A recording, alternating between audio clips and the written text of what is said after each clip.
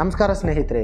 ಅಂತಾರಾಷ್ಟ್ರೀಯ ಮಾಧ್ಯಮ ಸಂಸ್ಥೆ ಅಲ್ ಜಜೀರಾಗೆ ಮಾಸ್ಟರ್ ಸ್ಟ್ರೋಕ್ ಕೊಟ್ಟಿದೆ ಇಸ್ರೇಲ್.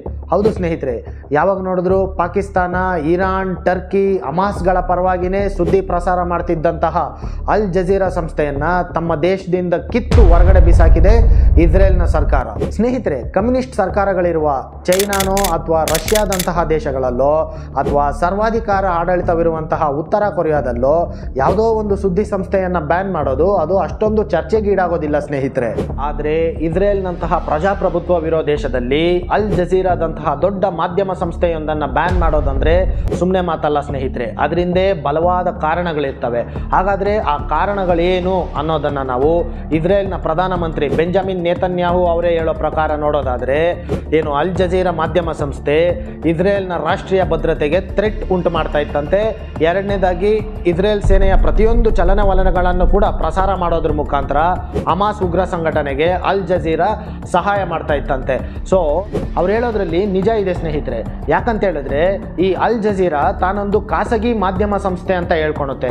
ಆದರೆ ನಿಜ ಏನಪ್ಪಾ ಅಂತಂದ್ರೆ ಈ ಅಲ್ ಜಜೀರಾಗೆ ಫಂಡಿಂಗ್ ಮಾಡ್ತಾ ಇರೋದೆಲ್ಲ ಕತಾರ್ನ ಸರ್ಕಾರ. ಅಷ್ಟೇ ಅಲ್ಲ, ಇವತ್ತು ಇಸ್ರೇಲ್ನ ವಿರುದ್ಧ ಹೋರಾಡ್ತಾ ಇರುವಂತಹ ಹಮಾಸ್ ಉಗ್ರ ಸಂಘಟನೆ ಏನಿದೆ ಅದಕ್ಕೂ ಕೂಡ ಫಂಡಿಂಗ್ ಮಾಡ್ತಾ ಇರೋದು ಇದೇ ಕತಾರ್ ಸರ್ಕಾರನೇ. ಅದಕ್ಕೋಸ್ಕರನೇ ಸ್ನೇಹಿತರೆ, ಮೊನ್ನೆ ಹಮಾಸ್ ಮತ್ತೆ ಇಸ್ರೇಲ್ನ ನಡುವೆ ಒಂದು ಕದನ ವಿರಾಮ ಒಪ್ಪಂದವನ್ನ ಮಾಡಿಸೋಣ ಅಂತ ಹೇಳ್ಬಿಟ್ಟು ಈ ಕತಾರ್ ಮುಂದಾಗಿದ್ದು. ಆದರೆ ಇಸ್ರೇಲ್ ಮಾತ್ರ ನಮಗೆ ಯಾವ ಕದನ ವಿರಾಮನೂ ಬೇಡ, ಈ ಹಮಾಸ್ ಉಗ್ರ ಸಂಘಟನೆಯನ್ನ ಬುಡ ಸಮೇತ ಕಿತ್ತಾಗೋವರೆಗೂ ಕೂಡ ನಾವು ನಿದ್ದೆ ಮಾಡೋದಿಲ್ಲ ಅಂತ ಹೇಳ್ಬಿಟ್ಟು ಗಾಜಾದ ದಕ್ಷಿಣ ಭಾಗದಲ್ಲಿರುವ ರಫಾ ನಗರದಲ್ಲಿ ಹಮಾಸ್ ಉಗ್ರರ ಬೇಟೆ ಆಡೋದಕ್ಕೆ ನಿಂತಿದೆ ಇಸ್ರೇಲ್. ಇನ್ನು ಈ ಅಲ್ ಜಜೀರಾಗೆ ಇಸ್ರೇಲ್ನಿಂದ ಪರ್ಮನೆಂಟ್ ಆಗಿನೇ ಟಿಕೆಟ್ ಕೊಟ್ಬಿಡ್ಬೇಕಂತಾನೆ ಬೆಂಜಮಿನ್ ನೇತನ್ಯಾಹು ಅವರ ಸರ್ಕಾರ ಮೊನ್ನೆ ಶನಿವಾರ ಇಸ್ರೇಲ್ನ ಪಾರ್ಲಿಮೆಂಟಲ್ಲಿ ಹೊಸ ಕಾನೂನನ್ನು ಜಾರಿಗೆ ತಂದಿದ್ದಾರೆ ಸ್ನೇಹಿತರೆ. ಅಷ್ಟೇ ಅಲ್ಲದೆ ಇಸ್ರೇಲ್ನಲ್ಲಿದ್ದಂತಹ ಏನು ಅಲ್ ಜಜೀರಾದ ಸಂಸ್ಥೆಯ ಮೇಲೆ ದಾಳಿ ಮಾಡಿ ಅಲ್ಲಿದ್ದಂತಹ ಕೆಲವೊಂದು ಉಪಕರಣಗಳನ್ನು ತಮ್ಮ ವಶಪಡಿಸಿಕೊಂಡಿದ್ದಾರೆ. ಇನ್ನು ಇಸ್ರೇಲ್ನ ಈ ನಿರ್ಬಂಧದ ವಿರುದ್ಧ ಇಸ್ರೇಲ್ ವಿಭಾಗದ ಅಲ್ ಜಜೀರಾ ಸಂಸ್ಥೆಯ ಮುಖ್ಯಸ್ಥ ವಾಲಿದ್ ಒಮಾರಿ ಅವರು ಇದೊಂದು ಅಪಾಯಕಾರಿ ನಿರ್ಧಾರ, ಇಸ್ರೇಲ್ನ ಈ ಗೊಡ್ಡು ಬೆದರಿಕೆಗಳಿಗೆಲ್ಲ ನಾವೇನು ಬಗ್ಗೋದು ಇಲ್ಲ, ಅಥವಾ ಇಸ್ರೇಲ್ ನಡೆಸ್ತಾ ಇರುವಂತಹ ಈ ಹತ್ಯಾಕಾಂಡವೇನಿದೆ ಇದನ್ನ ಪ್ರಪಂಚದ ಮುಂದೆ ತೆರೆದಿಡೋದ್ರಲ್ಲೂ ಕೂಡ ನಾವೇನು ಹಿಂದೆ ಬೀಳೋದಿಲ್ಲ ಅಂತೇಳಿ ಹೇಳಿದ್ದಾರೆ ಸ್ನೇಹಿತರೆ. ಇಸ್ರೇಲ್ ಅಲ್ ಜಜೀರಾದ ವಿರುದ್ಧ ಬೆಂಕಿ ಉಗುಳ್ತಾ ಇರೋದು ಇದೇ ಮೊದಲೇನಲ್ಲ ಸ್ನೇಹಿತರೆ. ಈ ಹಿಂದೆ ಅಂದ್ರೆ 2017ರಲ್ಲಿ ಇಸ್ರೇಲ್ ಪ್ಯಾಲೆಸ್ಟೈನ್ ಸಂಘರ್ಷ ನಡೀತಿರ್ಬೇಕಾದಾಗ ಅಲ್ ಅಕ್ಸಾ ಮಾಸ್ಕ್ನಿಂದ ಅಲ್ ಜಜೀರಾಗೆ ಏನೋ ಒಂದು ನೇರ ಪ್ರಸಾರ ಮಾಡೋದಕ್ಕೆ ಇಸ್ರೇಲ್ನ ಸರ್ಕಾರ ಅವಕಾಶ ಕೊಟ್ಟಿದ್ದಿಲ್ಲ. ಇನ್ನು 2021ರಲ್ಲಿ ಇಸ್ರೇಲ್ನಲ್ಲಿದ್ದಂತಹ ಅಲ್ ಜಜೀರಾ ಸಂಸ್ಥೆಯ ಕಟ್ಟಡದ ಮೇಲೆ ಇಸ್ರೇಲಿ ಸೇನೆ ಮಿಸೈಲ್ ದಾಳಿ ಮಾಡುವ ಮೂಲಕ ಆ ಇಡೀ ಕಟ್ಟಡವನ್ನೇ ನೆಲಸಮಗೊಳಿಸಿತ್ತು. ಇಷ್ಟೇ ಅಲ್ಲದೆ ಅಲ್ಲಿ ಕೆಲಸ ಮಾಡ್ತಿದ್ದಂತಹ ಇಬ್ಬರು ಅಲ್ ಜಜೀರಾದ ಪತ್ರಕರ್ತರನ್ನು ಕೂಡ ಹತ್ಯೆ ಮಾಡಿತ್ತು.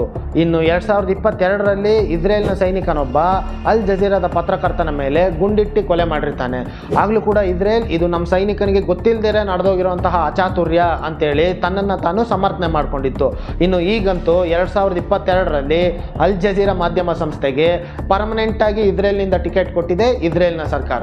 ಇನ್ನು ಇಸ್ರೇಲ್ ಸರ್ಕಾರದ ಈ ನಿರ್ಧಾರದ ವಿರುದ್ಧ ಕೆಲವೊಂದಿಷ್ಟು ಅಂತಾರಾಷ್ಟ್ರೀಯ ಮಾಧ್ಯಮ ಸಂಸ್ಥೆಗಳು ಇದು ಮಾಧ್ಯಮ ಸ್ವತಂತ್ರದ ಕಗ್ಗೊಲೆ ಅಂತೇಳಿ ಟೀಕಿಸ್ತಾ ಇದ್ದಾವೆ ಸ್ನೇಹಿತರೆ. ಅಷ್ಟೇ ಅಲ್ಲದೆ ವಿಶ್ವಸಂಸ್ಥೆಯ ಅಂತಾರಾಷ್ಟ್ರೀಯ ಮಾನವ ಹಕ್ಕುಗಳ ಆಯೋಗ ಕೂಡ ಯಾವುದೇ ದೇಶವಾದರೂ ಆ ದೇಶದ ಸರ್ಕಾರ ಪಾರದರ್ಶಕತೆ ಮತ್ತು ಹೊಣೆಗಾರಿಕೆಯಿಂದ ಕೆಲಸ ಮಾಡ್ತಾ ಇದೆಯಾ ಅಥವಾ ಇಲ್ವಾ ಅನ್ನೋದನ್ನು ಆ ದೇಶದ ಜನರಿಗೆ ತಲುಪಿಸೋದೇ ಈ ಒಂದು ಮಾಧ್ಯಮ ಸಂಸ್ಥೆಗಳು. ಆದರೆ ಮಾಧ್ಯಮ ಸಂಸ್ಥೆಗಳನ್ನು ಬ್ಯಾನ್ ಮಾಡೋದು ಅನ್ನೋದನ್ನು ಕೂಡ ಖಂಡಿತವಾಗ್ಲೂ ಒಪ್ಪೋ ಅಂಥದ್ದಲ್ಲ. ಹಾಗಾಗಿ ಇಸ್ರೇಲ್ ಸರ್ಕಾರ ಆದಷ್ಟು ಬೇಗ ಈ ಒಂದು ಬ್ಯಾನನ್ನು ಕೈ ಬಿಡಬೇಕು ಅಂತೇಳಿ ತನ್ನ ಎಕ್ಸ್ ಖಾತೆಯಲ್ಲಿ ಟ್ವೀಟ್ ಮಾಡಿದೆ ಸ್ನೇಹಿತರೆ, ನೀವೇನಾದರೂ ಈ ಅಲ್ ಜಜೀರಾ ಸಂಸ್ಥೆಯ ಟ್ರ್ಯಾಕ್ ರೆಕಾರ್ಡ್ ತೆಗೆದು ನೋಡಿದರೆ ಈ ಸಂಸ್ಥೆ ಯಾವ್ಯಾವ ದೇಶದಲ್ಲಿ ಕಾಲಿಟ್ಟಿದೆಯೋ ಆ ಎಲ್ಲ ದೇಶಗಳಿಂದನೂ ಕೂಡ ಚೀತು ಅಂತ ಉಗಿಸ್ಕೊಂಡು ಎದ್ದು ಬಂದಿರೋದೇ ಜಾಸ್ತಿ ಸ್ನೇಹಿತರೆ. ಈ ಹಿಂದೆ 2015ರಲ್ಲಿ ನಮ್ಮ ಜಮ್ಮು ಕಾಶ್ಮೀರದ ಮ್ಯಾಪನ್ನು ತಪ್ಪಾಗಿ ತೋರಿಸೋದ್ರ ಮುಖಾಂತರ ನಮ್ಮ ಭಾರತ ದೇಶದಲ್ಲೂ ಕೂಡ ಈ ಸಂಸ್ಥೆ 5 ದಿನಗಳ ಕಾಲ ಬ್ಯಾನ್ ಆಗಿತ್ತು.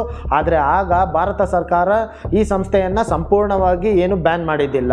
ನಂತರ 2016ರಲ್ಲಿ ಇದೇ ರೀತಿ ಖ್ಯಾತೆ ಮಾಡ್ತಾ ಇದ್ದಿದ್ದಕ್ಕೇನೆ ಅಮೆರಿಕ ಸರ್ಕಾರ ಕೊಟ್ಟಂಥ ಟಾರ್ಚರ್ಗೆ ಈ ಅಲ್ ಜಜೀರಾದವರು ಅವರಷ್ಟಿಗವರೇ ಅವ್ರ ಸಂಸ್ಥೆಯ ಬಾಗಿಲನ್ನ ಮುಚ್ಕೊಂಡು ಅಲ್ಲಿಂದ ಎದ್ದು ಓಡ್ ಬಂದ್ಬಿಟ್ಟಿದ್ರು ಸ್ನೇಹಿತರೆ.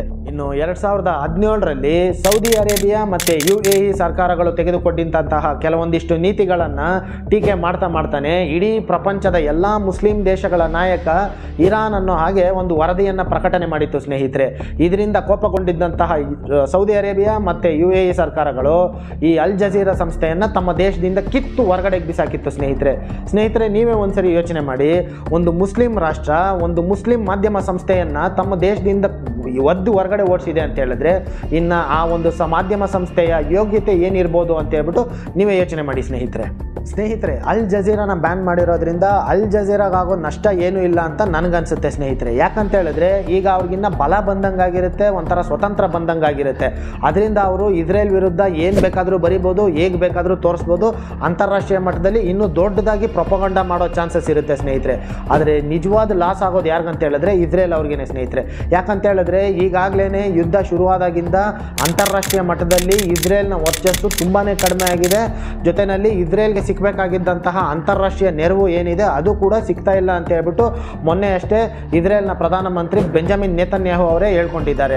ಸೊ ಈಗಿರಬೇಕಾದಾಗ ಅಲ್ ಜಜೀರಾ ಜೊತೆ ಇನ್ನೊಂದಷ್ಟು ಅಂತಾರಾಷ್ಟ್ರೀಯ ಮಾಧ್ಯಮ ಸಂಸ್ಥೆಗಳೇನಾದರೂ ಸೇರಿಕೊಂಡು ಇಸ್ರೇಲ್ ವಿರುದ್ಧ ಪ್ರೊಪಗಂಡ ಮಾಡಿದ್ರೆ ಅದರಿಂದ ಇಮೇಜ್ ಡ್ಯಾಮೇಜ್ ಆಗೋದು ಇಸ್ರೇಲ್ದೇ ಹೊರತು ಅಲ್ ಜಜೀರಾದಲ್ಲ ಅನ್ನೋದು ನನ್ನ ಒಂದು ಅಭಿಪ್ರಾಯ ಸ್ನೇಹಿತರೆ. ಅದ್ರ ಬದಲು ಭಾರತದ ಥರ ಅಲ್ಪಾವಧಿ ಸಮಯಕ್ಕೆ ಇವ್ರನ್ನ ಬ್ಯಾನ್ ಮಾಡೋದ್ರ ಮುಖಾಂತರ ಇವ್ರ ಯೋಗ್ಯತೆ ಏನು, ಇವ್ರ ನಿಜವಾದ ಬಣ್ಣ ಎಂಥದ್ದು, ಇವರು ಡಬಲ್ ಸ್ಟ್ಯಾಂಡರ್ಡ್ಸ್ ಏನು ಅನ್ನೋದನ್ನು ಇಡೀ ಪ್ರಪಂಚದ ಮುಂದೆನೇ ತೆರೆದಿಡ್ಬೋದಾಗಿತ್ತೇನೋ ಅನ್ನೋದು ನನ್ನ ಒಂದು ಅಭಿಪ್ರಾಯ. ನಿಮಗೇನು ಅನಿಸುತ್ತೆ ಅನ್ನೋದನ್ನು ದಯವಿಟ್ಟು ಕಮೆಂಟ್ ಬಾಕ್ಸಲ್ಲಿ ತಿಳಿಸಿ ಸ್ನೇಹಿತರೆ. ಮುಂದಿನ ಸಂಚಿಕೆಯಲ್ಲಿ ಮತ್ತೊಂದು ವಿಶೇಷತೆಯೊಂದಿಗೆ ಸಿಗ್ತೀನಿ. ಅಲ್ಲಿವರೆಗೂ ಜೈ ಹಿಂದ್, ಜೈ ಕರ್ನಾಟಕ.